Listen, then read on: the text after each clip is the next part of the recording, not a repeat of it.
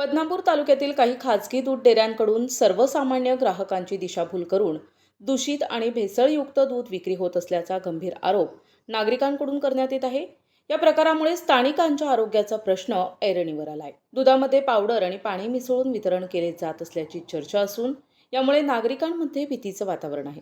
विशेष म्हणजे शेतकऱ्यांकडून गाई आणि म्हशीचे दूध फॅटनुसार एका ठराविक दराने खरेदी केले जाते, मात्र ग्राहकांना विक्री करताना मनमानी दर आकारून निकृष्ट दर्जाचे दूध दिले जात असल्याची तक्रार समोर आली आहे।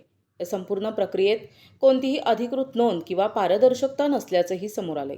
संबंधित अन्न भेसळ प्रतिबंधक विभागाने या प्रकरणात तात्काळ लक्ष घालावे आणि तालुक्यातील सर्व खासगी दूध डेऱ्यांची कसून चौकशी करावी, तसेच दोषींवर कठोर कारवाई करावी अशी मागणी आता सर्वसामान्य नागरिकांमधून जोर धरत आहे। प्रतिनिधी किशोर शिरसाट, NTV न्यूज मराठी, बदनापूर, जालना।